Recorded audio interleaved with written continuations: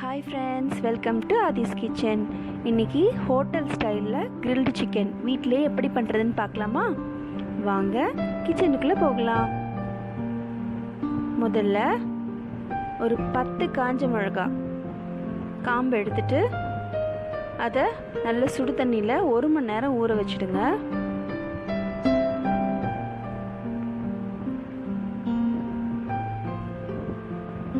அதோட இந்த ஊற வச்ச காஞ்ச மிளகாவை எடுத்து ஒரு சின்ன மிக்ஸி ஜாரில் போட்டுக்கோங்க. இது கூட ஒரு துண்டு இஞ்சி, ஒரு விரல் அளவுக்கு உள்ள இஞ்சியை சின்ன சின்னதாக கட் பண்ணி அதை வச்சுருக்கேன், அதை போட்டுக்கிறேன். இது கூட ஒரு 8 பல்லு பூண்டுங்க, நல்ல தோல் எடுத்துட்டு அதையும் ஆட் பண்ணிக்கோங்க. இது கூட 1 ஸ்பூன் மிளகு, 1 ஸ்பூன் ஜீரகம், 2 ஸ்பூன் அளவுக்கு தனியா, அதாவது விதை கொத்தமல்லின்னு சொல்லுவாங்க இல்லையா, அதுவும் ஆட் பண்ணிக்கோங்க. இது கூட ஒரு 2 ஸ்பூன் அளவுக்கு எலுமிச்சம்பழத்தோட சாறு, விதை இல்லாமல் வெறும் ஜூஸ் மட்டும் எடுத்துக்கோங்க, லெமன் ஜூஸ் 2 ஸ்பூன் எடுத்துக்கோங்க. இதையும் ஆட் பண்ணிக்கோங்க. அப்புறம் தேவையான அளவு உப்பு.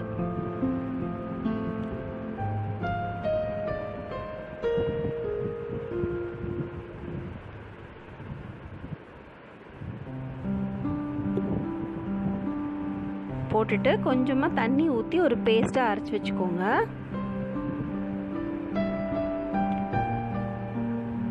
நான் இப்போ ஒரு 1/2 kg சிக்கன் எடுத்திருக்கேன், எல்லாமே லெக் பீஸு.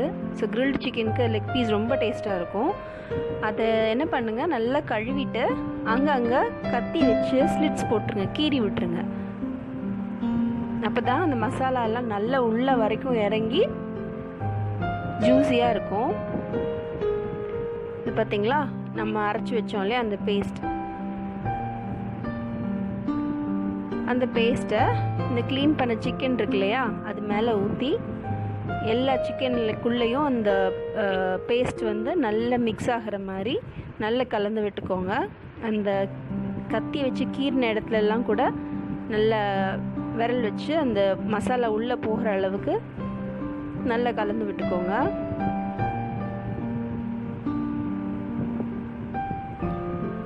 இந்த சிக்கனை வந்து நான் 2 மணி நேரம் ஊற வச்சேன், அதே நல்ல ஜூஸியாக இருந்தது.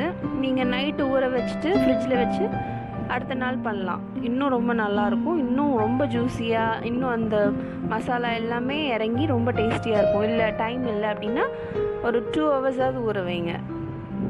இந்த பேஸ்ட்டை வச்சுட்டு ஃப்ரிட்ஜில் வச்சுடுங்க, நல்லா எல்லா பக்கமும் தடவிட்டு 2 மணி நேரம் ஊற விடுங்க.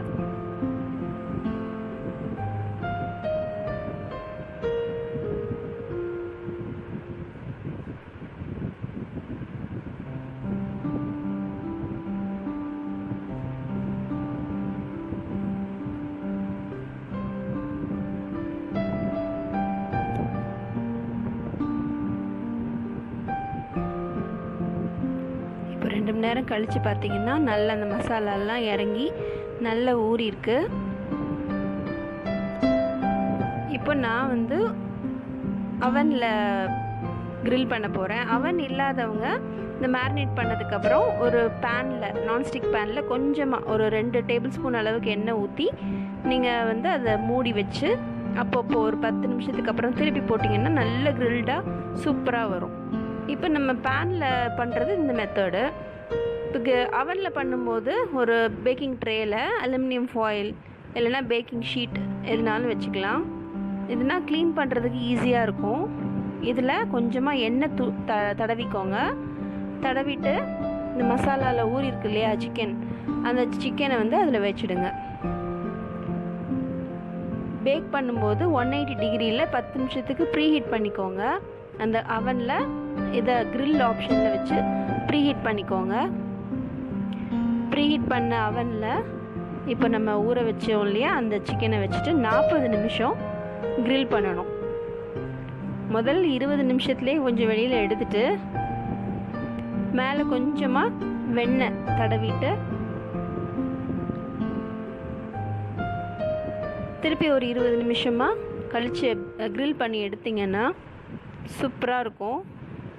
இது நீங்கள் வீட்டிலேயே செஞ்சிங்கன்னா யாருமே நம்ப மாட்டாங்க, அவ்வளோ டேஸ்ட்டாக இருக்கும். ஹோட்டலில் சாப்பிட்ற மாதிரியே.